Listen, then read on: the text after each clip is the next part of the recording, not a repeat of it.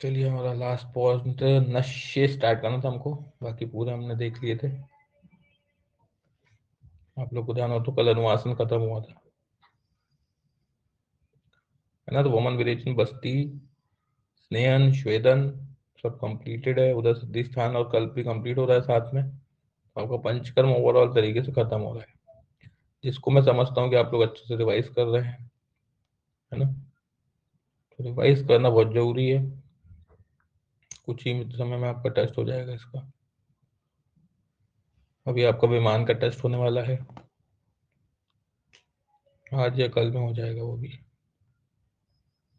उसके बाद शरीर इंद्रिय विमान का टेस्ट है, तो तैयार रहिए।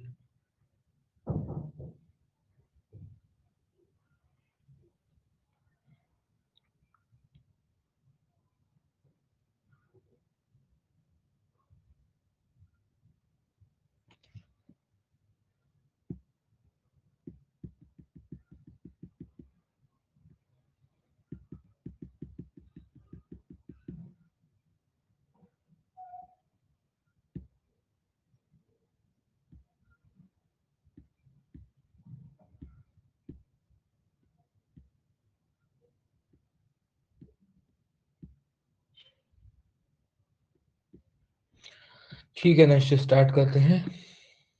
सबसे पहले नशे की इंपॉर्टेंट डेफिनेशन कौन कौन ने दिए, क्या क्या करी है, पहले भी अपन देख चुके हैं। सिद्धि स्थान 9 का रेफरेंस है, देखिए कि नश्य कर्म च कुर्वीत शिरोरोगेषु शस्त्रवेद। सबको पता है कि शिरोरोगों में नश्य कर्म की उपयोगिता है।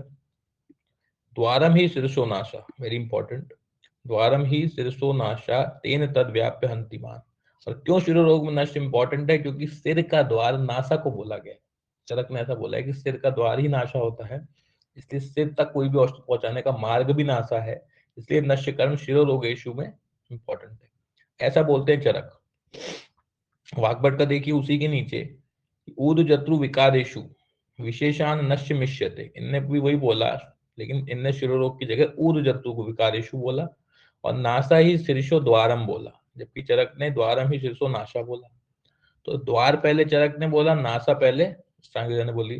तो द्वार कैसे लिखोगे, द्वार से किसका स्टार्ट है, चरक का, कि चरक ही पीजी का द्वार है, लिख लो। पीजी का द्वार कौन है, चरक, क्योंकि बिना चरक के पीजी आप सोच भी नहीं सकते, है ना। तो चरक पीजी का द्वार है, और उसका उल्टा नासा ही शीर्षो द्वारम, सीधा सीधा किसका रहेगा, अष्टांग हृदय सूत्र 9। अष्टांग हृदय का नासा ही शीर्षो द्वारम, द्वारम ही शीर्षो नाशा, मतलब चरक तो द्वार से याद रखेंगे कि चरक पीजी का द्वार है। सुश्रुत क्या बोलते हैं, देखो, औषधम औषध सिद्ध स्नेह हुआ, या तो औषध या औषध सिद्ध स्नेह को नासिकाभ्याम दिए थे। सुश्रुत जो थे वो बहुत प्रैक्टिकल थे, उनने सीधी सीधी बात बोली कि नासा से अगर कोई भी चीज आप देते हो, औषध या औषध सिद्ध स्नेह देते हो, तो उसको अपन नश्य बोलते हैं, बात खत्म।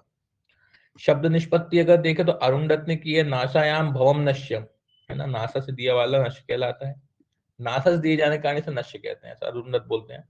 और भाव प्रकाश क्या बोलते हैं, नासा ग्राह्य औषध को नश्य कहते हैं। बात दोनों की एक ही है, एक ने ग्राह्य बोला, एक ने नासायाम भवम नश्यम बोला, ठीक है। नश्य के अयोग्य देखते हैं, कल सिद्धि स्थान में देख के आ गए वैसे अपन, है ना। भुक्त भक्त पीदिस्ते मध्य तो पातु काम स्नात से, कल पढ़ाया था मैंने आपको, इंपॉर्टेंट है श्लोक, देखो।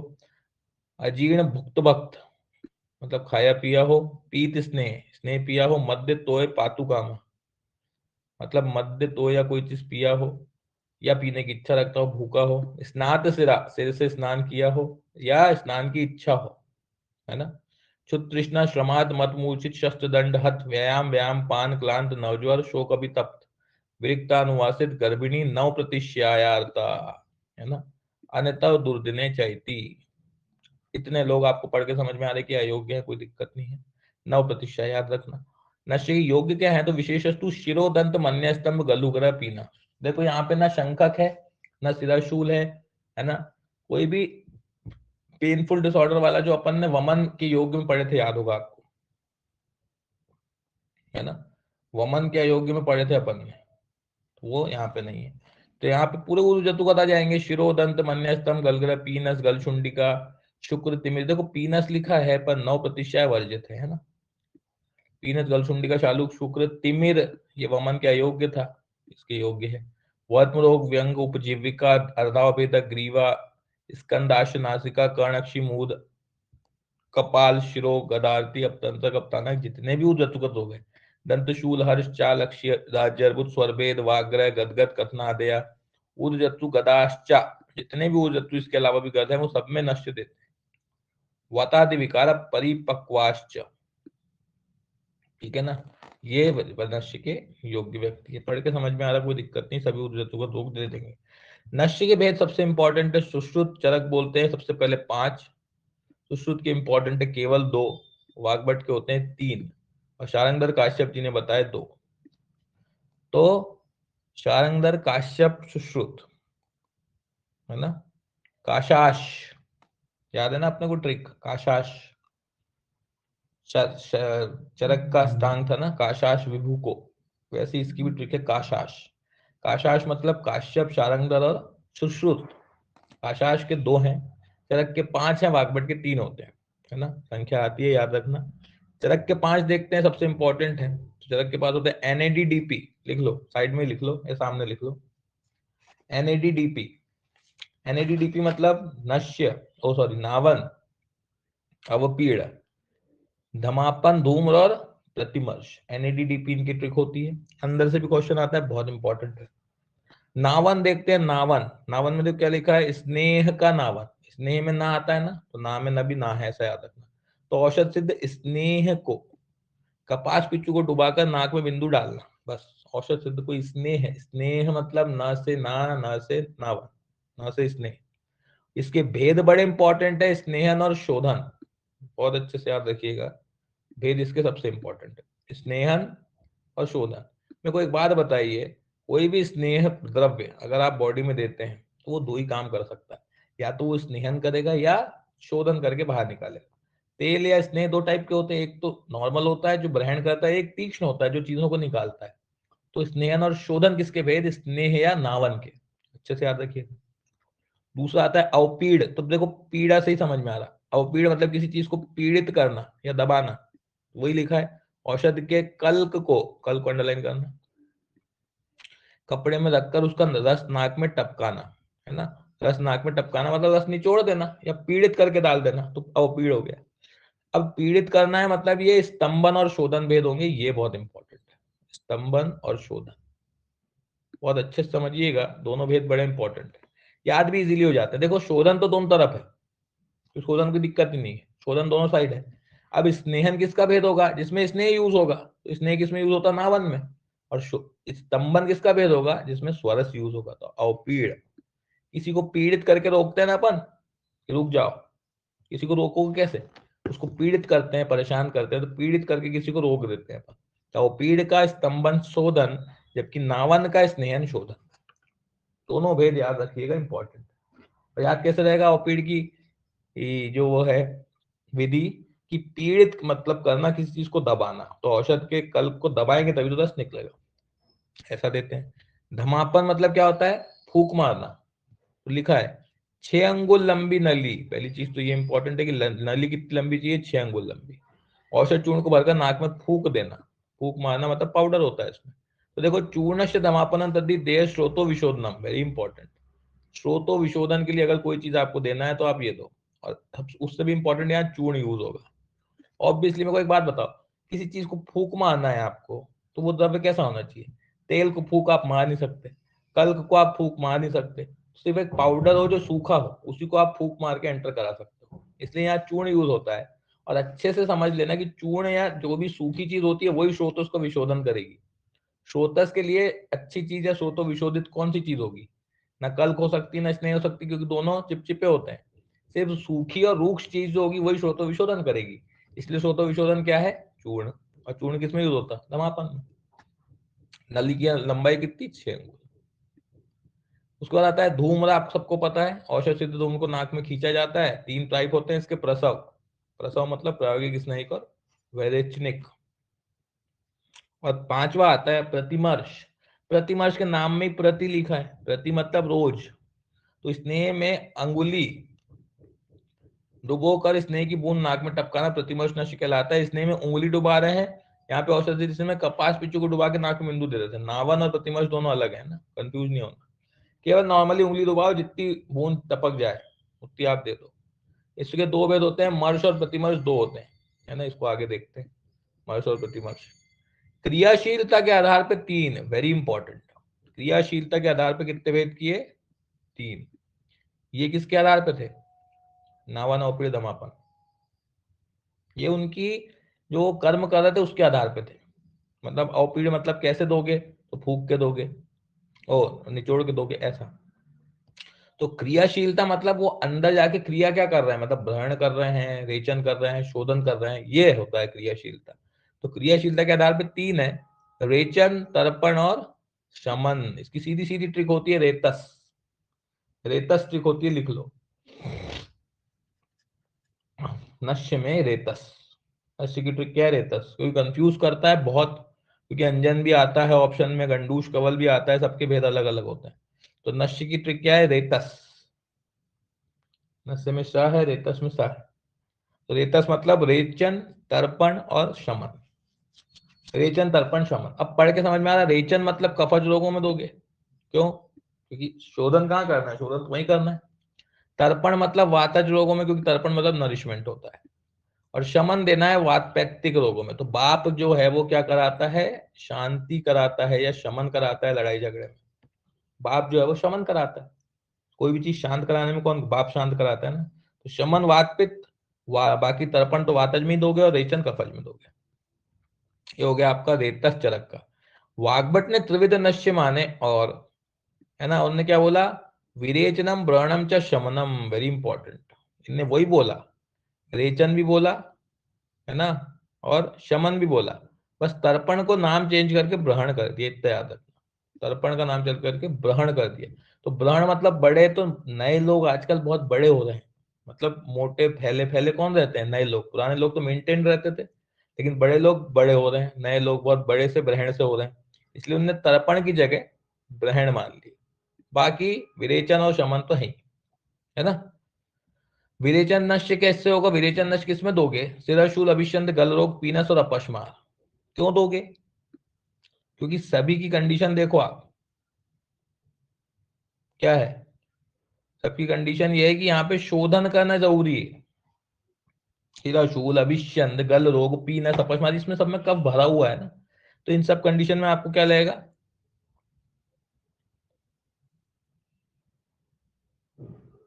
सिराशूल, अभिषंद, गल रोग, पीनस, अपशमार में विरेचन, कफ को निकालना पड़ेगा। और शमन नष्ट किसमें देखो, नीलिका, व्यंग, केश रोग, अक्षी रोग, है ना। नीलिका है, व्यंग है, केश रोग है, कोई ऐसा अक्षी रोग है, तो उसमें आप शमन दे दो। इसमें एक डाउट हो रहा है मेरे को, उसको अपन बुक से चेक करेंगे। अंकित, अष्टांग हृदय में नश्य चैप्टर चेक करना, फिर बताना कि विरेचन और ग्रहण दिया कहाँ है। ठीक है ना, अभी देख लो बस इतना कि तीन भेद हैं। सुश्रुत ने दो भेद ही माने, आपको देखा था ऊपर, स्नेहन और शिरोविरेचन। सुश्रुत ने पहले तो दो भेद किए कि स्नेहन और शिरोविरेचन, एस एस, सुश्रुत का एस और दोनों एस, तो स्नेहन और शिरोविरेचन। लेकिन उन्होंने पुनः पांच भेद किए, उन पांच भेद में क्या बोला, नश्य, शिरोविरेचन, प्रतिमर्श, औपीड़ और प्रदमन। प्रदमन बोला सुश्रुत ने चरक के धमापन को, याद रखना। चरक ने इसी को धमापन बोला था, सुश्रुत ने इसी को प्रदमन बोल दिया। तो नश्य, शिरोविरेचन दो, प्रतिमर्श, औपीड़ और प्रदमन, ये पुनः पांच भेद किए सुश्रुत ने। पहले दो बताए, स्नेहन, शिरोविरेचन, डबल एस, फिर उसी के पांच कर दिए, क्या कि नश्य, शिरोविरेचन, प्रतिमर्श, औपीड़ और प्रदमन। काश्यप के दो होते हैं, ब्रहण और कर्षण, सीधे सीधे। काश्यप बोलते हैं बच्चे वाले हैं हम, हमारे बच्चे दो ही टाइप के होते हैं, या तो मोटे होंगे या पतले होंगे। तो ब्रहण और कर्षण। विकल्प में शोधन और पूरण नश्य। विकल्प में अगर देखे तो शोधन और पूरण भी बोला है उन्होंने कहीं पे, कहीं पूछे अगर शोधन पूरण किसने माने तो काश्यप लगाना। शारंगधर ने दो माने, रेचन और स्नेहन, सीधा सीधा है इनका भी। रेचन कर्षण है, स्नेहन ब्रहण है, हाँ ये भी समझ में आता है। भोज के दो होते हैं, प्रायोगिक और स्नेहिक। भोज क्या बोलते हैं, प्रायोगिक और स्नेहिक, दो भेद होते हैं। और विधेय के भी दो हैं, संज्ञा बोधक, स्तंभन।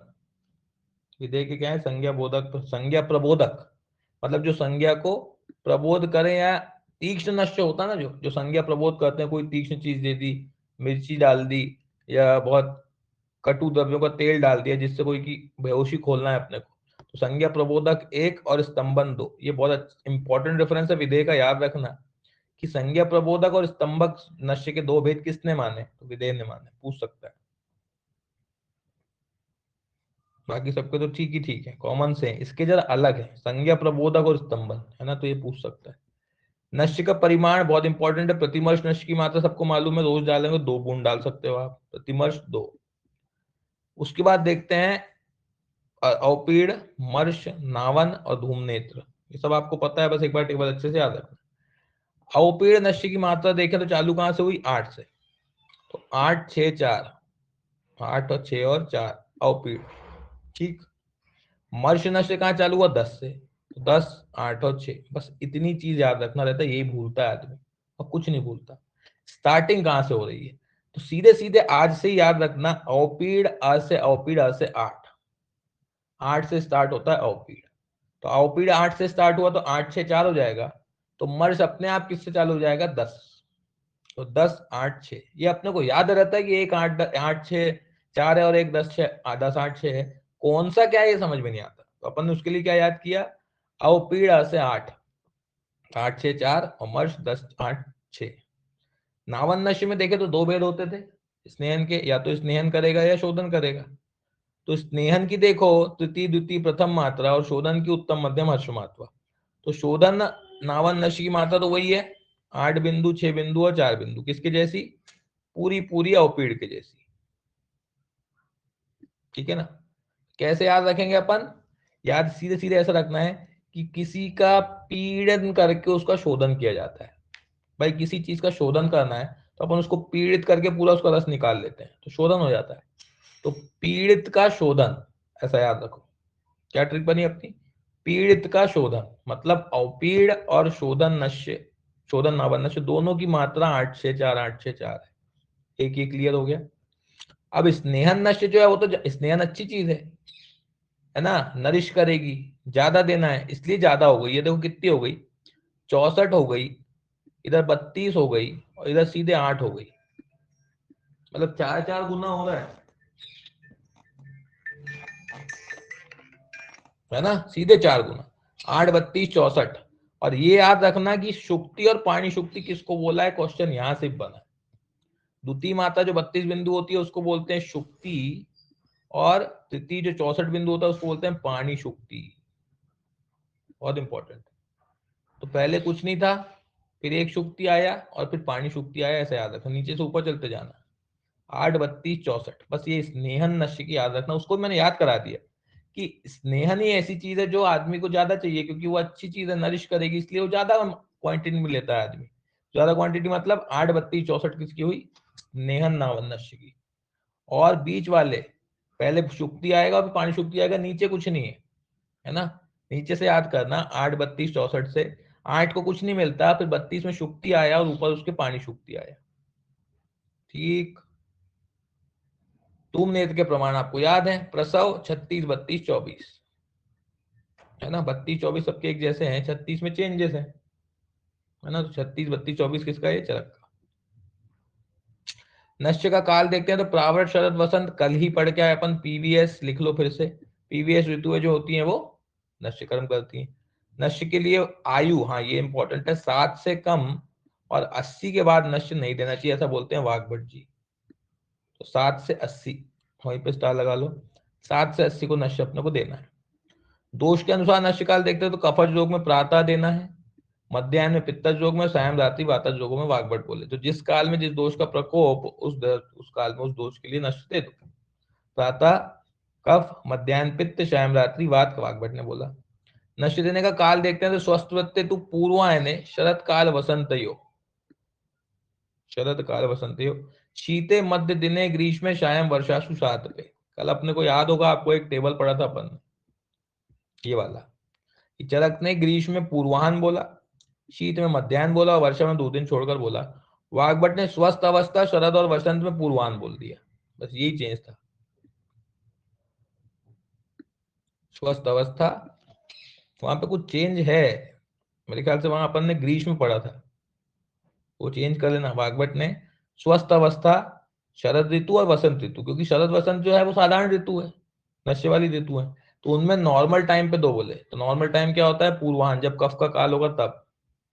बाकी शीतकाल है तो मध्य में दे दो चरक जैसे, वर्षा है तो सूर्य दिखने पे दे दो, और ग्रीष्म में सायंकाल, ये इंपॉर्टेंट है। यही तो डिफरेंस पढ़ा रहा था मैं, कि ग्रीष्म में चरक ने पूर्व बोला जबकि वाग्भट ने सायं बोल दिया। तो मैंने बताया था आपको कि पूर्व में कौन किसको पूछते हैं, चरक को, इसलिए पूर्वान चरक ने बोला ग्रीष्म में और वाग्भट ने सायंकाल बोल दिया।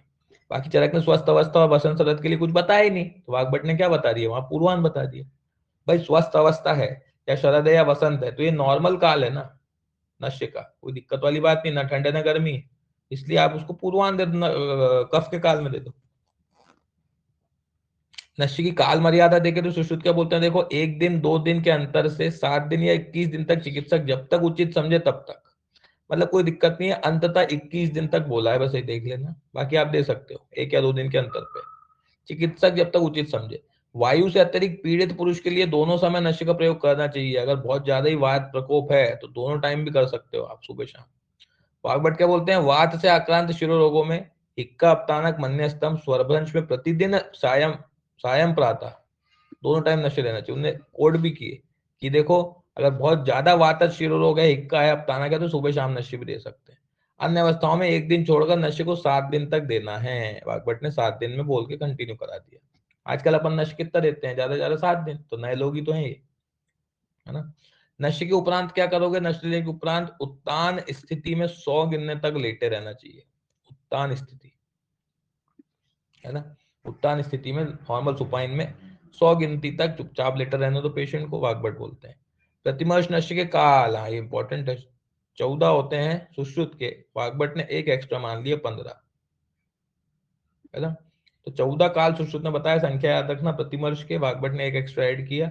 शिरोअभ्यंग के बाद और हास्य के बाद 2 अधिक माने हैं भैया इसने, वाग्भट के 2 कौन से अधिक हैं, शिरोअभ्यंग के बाद और हास्य मतलब हंसने के बाद भी नष्ट लेने का बोला है प्रतिमर्श, तो 2 अधिक होंगे, मतलब एक कोई नहीं माना होगा। ये देखो ग्रह निर्गच्छता नहीं बताया, सुश्रुत ने ग्रह निर्गच्छता भी बोली थी, कि बोले घर से बाहर निकलने के या घर आने के बाद नशे लेना चाहिए, लेकिन वाग्भट बोलते हैं कि नहीं, हम तो भैया बार बार घर से बाहर अंदर होते हैं, नए लोग हैं, हमको बाहर ही घूमना पड़ता है, इसलिए ग्रह निर्गच्छता नहीं बताओ, उसकी जगह 2 मान लो, शिरो अभ्यंग के बाद मान लो और हंसने के बाद मान लो, है ना।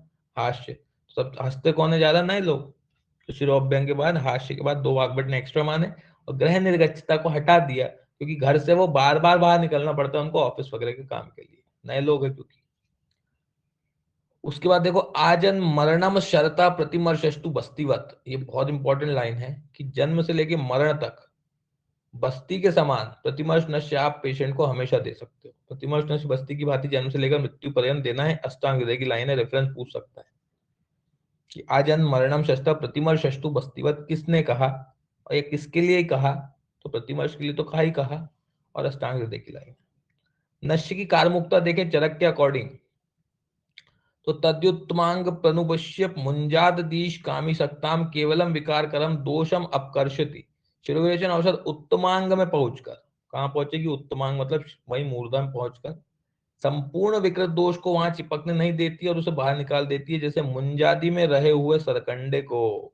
ये आपको वो देखना पड़ेगा क्या, उपमा, जैसे मुंजादी विषा की वाशकताम, किसके लिए उपमा, ये पूछ सकता है, तो मुंजादी की उपमा नश्य के लिए दी गई है, को बिना संलग्न हुए खींच कर निकाला जा सकता है, उपमा याद रखेंगे बस। हिमाद्री क्या बोलते हैं, इस श्रृंगाटक मर्म पर नश्य औषधियां अपना प्रभाव दिखाती हैं, है ना, इनने श्रृंगाटक को कोड करके एग्जैक्ट उसको बोला, तो हिमाद्री द्री में द्रा है और श्रृंगाटक में श्र है, ऐसा याद रखना। तो हिमाद्री श्रृंगाटक पे किसने बोला, हिमाद्री। नश्य के पश्चात क्या करोगे, तो ततो नस्ता कृते धूमम पिबेद कफ विनाशनम, धूम पिलाना इसमें भी, जैसे अपन वमन में पिला रहे थे, है ना, अर्थात नष्कर्म के पश्चात कफनाशक धूमपान कराना चाहिए। नशे पश्चात गर्म जल का पान करें और पथ्य भोजन करें, निर्वात स्थान में रहे, वो तो अपन वैसे भी करते हैं। चरक क्या बोलते हैं, सम्यक योग उरा शिरो लाघवम इंद्रियाचम श्रोतो विशुद्धिश्च भवेद विशुद्ध, वेरी इंपॉर्टेंट। उरा शिरो से पहचान लेना, उर और सिर, क्योंकि उर इंपॉर्टेंट है यहाँ पे, उर, सिर तो चलो ठीक है, उर से आप पहचान जाओगे कि कफ का मुख्य स्थान उर रहता है, इसलिए ऊर जत्रुगत बोलते हैं। तो उर सिर तो ठीक है, सिर सबको पता है नश्य के लिए, लेकिन उर के साथ सिर आए तो उर से आप उठा लेना कि प्रथम स्थान किसका है, कफ का, उर। तो उरा शिरो लाघवम अगर आया तो वो नश्य की लाइन है, क्योंकि नश्य बेसिकली कफ के लिए यूज होता है। उरा शिरो लाघवम इंद्रियाच्छादनम श्रोतो विशुद्धि, इंद्रियों की प्रसादता और श्रोतों का विशोधन करने वाला नश्य होता है। सम्यक योग है। अयोग क्या होगा देखो, मतलब नश कफ नहीं निकला, तो नहीं निकला तो कहाँ चिपकेगा, तो गलोपलेप शीर्षो गुरुत्वम, गल में उपलेप रहे, गले में चिपक जाएगा, इसलिए गले में उपलेप जैसा लगेगा। और शीर्षो गुरुत्वम, सिर में भारीपन रहेगा। स्थीवन के थ्रू निकालेगा पेशेंट, दुर्विरिक्त। सुश्रुत ने वात वैगुण्य होना बोला। सुश्रुत ने क्या बोला, वात वैगुण्यता अयोग में, इसको स्टार लगा, क्योंकि अपन लोग सोच नहीं पाते कि वात विगुणता अयोग में भी हो सकती है। अपन सोचते हैं कि अतियोग में वात विगुणता होगी, लेकिन सुश्रुत का जरा स्टार लगाना कि वात विगुणता अयोग नश्य का लक्षण, उसको स्टार मार्क करो। बाकी निष्ठीवन तो कफ का ही होगा, गुरुत्व शीर्षो गलोपलेप कफ से ही होगा, तो कफ कब रहेगा, जब अयोग होगा कोई चीज का, तो ये तो अंडरस्टूड है। अतियोग में देखो क्या होगा, सिरो अक्षी शंख श्रवण आरती तोद, आरती और तोद से समझ में आ रहा है कि भैया वात प्रकोप है कहीं ना कहीं, इसलिए। तो वात प्रकोप कब होगा, जब अति मात्रा में कोई चीज निकल जाएगी। तो सिरो अक्षी शंख श्रवण आरती तोद। अब अत्यंत शुद्धम तिमिरम च पश्येत, और तिमिर भी नशे के अति योग से हो सकता है ना। तो तिमिर चीज भी क्या है, वात के कारण ही होती है, इसलिए तिमिर भी अति योग में होगा।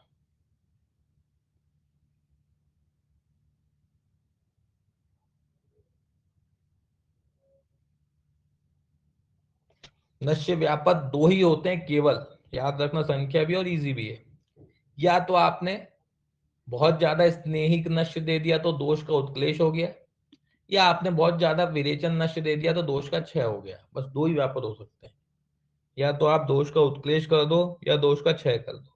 दोष क्षय कैसे होगा, जब बहुत ज्यादा मात्रा में निकाल दिया तो शिरोविरेचन द्वारा, और दोष उत्क्लेश कब होगा, जब बहुत ज्यादा स्नेहन दे दिया तो दोष और ज्यादा बढ़ गए तो स्नेहन नश्य द्वारा।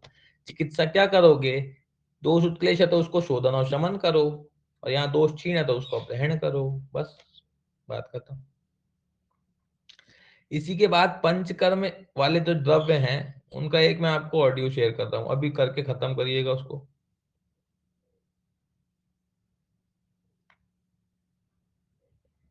है ना।